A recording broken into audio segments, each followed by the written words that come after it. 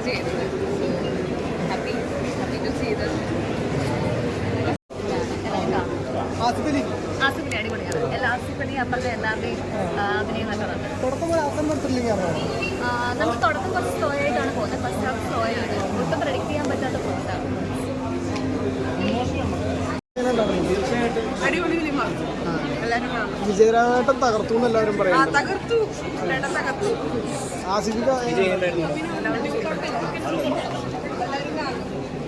അച്ഛനും മകനുള്ള കോംബോ എങ്ങനെയായിരുന്നു? പ്രൊട്ടക്ഷൻ ചെയ്യാൻ എങ്ങനെയായിരുന്നു ചേച്ചി?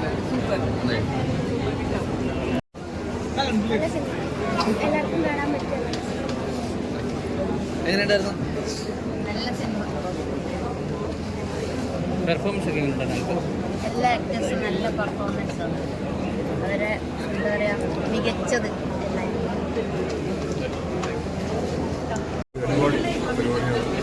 ശരിക്കും സേതുമാധവൻ പരിപാടി അടിപൊളിയാണ്. ഗംഭീരം, ഒന്നും പറയാം. ഭയങ്കരമായിട്ട് നമ്മളെ പിടിച്ചിരുത്തിട്ടുണ്ട്. അതിവിടെ പറയേണ്ട കാര്യം ആസിഫിന്റെ പെർഫോമൻസിൽ തന്നെ വേറൊരു ലെവലിൽ ടച്ച്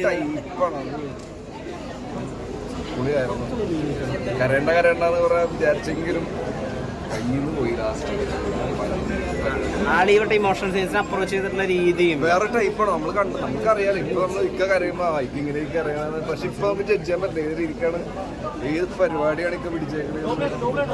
വൻ ഹാപ്പിയാണ്. അല്ല, നമ്മൾ ഈ നെറ്റ്ഫ്ലിക്സിലൊക്കെ ചില പടങ്ങൾ കാണുമല്ലോ, ചില കൊറിയൻ സ്പാനിഷ് പടങ്ങളൊക്കെ, അതുപോലത്തെ ഒരു സാധനമില്ല, ഒരു ഇന്റർനാഷണൽ സാധനമില്ല മൊത്തത്തിൽ. മേക്കിംഗ് വൈസ് ആയാലും ഇതിന്റെ ബാക്ക്ഗ്രൗണ്ട് സ്കോർ ആയാലും സിനിമാറ്റോഗ്രാഫി ആയാലും എല്ലാം വന്നൊരു നമ്മൾ സത്യം പറഞ്ഞ കണ്ടന്റ് വൈസ് നോക്കുകയാണെങ്കിൽ വേറെ ലീഗ് പരിപാടിയാണ്. പക്ഷെ നമ്മളത് ഇരുത്തി നമ്മളത് ലോക്ക് ചെയ്ത് ഫുൾ ട്രാവൽ ചെയ്യിപ്പിക്കുന്നുണ്ട്.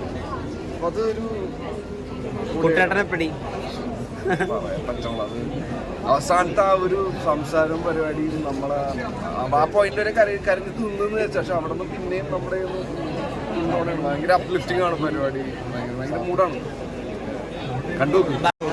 അതായത് എനിക്ക് തോന്നുന്നു ആകാശദൂതും അങ്ങനെയുള്ള ദൃശ്യവും ഒക്കെ കണ്ടിട്ട് നമ്മൾ തിയേറ്ററിൽ നിന്ന് ഇറങ്ങി വരുമ്പോൾ നമുക്കുണ്ടാകുന്ന ഒരു ഫീലില്ലേ, സംസാരിക്കാൻ പോലും പറ്റില്ല. അതായത് ഒരു ലാസ്റ്റ് ഒരു 30 minutes of great Asif Ali and great വിജയരാഘവനാണ്. ഭയങ്കര സ്ക്രിപ്റ്റ്. എനിക്ക് തോന്നുന്നു ഓണം ബമ്പർ അങ്ങനെ പറയാൻ പറ്റും. ഭയങ്കര ഫിലിം. ഒരു സിനിമ കണ്ടിട്ട് എന്താ പറയണ്ടേ, ഒരു ഫുൾ ഓണ സദ്യ കഴിച്ച ഫീലാണ്. ഭയങ്കര ആസിഫ് അലി എന്നൊരു സുഹൃത്തിനെ എനിക്കുള്ളതുകൊണ്ട് I feel so proud today. 2024 Asif Ali Asif അലിയൊക്കെ ഇതുവരെ ചെയ്തതിൽ നിന്ന് വളരെ വ്യത്യസ്തമായിട്ടുള്ള ക്യാരക്ടറാണ് ചെയ്തിരിക്കുന്നത്. ഒപ്പം തന്നെ വിജയരാഘവൻ സാറ് നമ്മൾ ഒരുപാട് ശക്തമായ കഥാപാത്രങ്ങൾ ചെയ്യുന്നത്. പക്ഷേ ഇതിൽ വേറിട്ടൊരു അച്ഛൻ കഥാപാത്രം ചെയ്തിട്ടുണ്ട്, അപർണ. ഒരു 3 പേരിലൂടെയാണ് കഥ പോകുന്നത്. ഒരു പ്രത്യേക രീതിയിൽ ഞാൻ അതിൻ്റെ ഒരു രസം പറഞ്ഞ് കളയുന്നില്ല. പടം കാണുക, വളരെ ഗംഭീരമായിട്ട് മിക്കവാറും ഓണത്തിൻ്റെ ഒരു ഹിറ്റ് പടമായിരിക്കാൻ സാധ്യത.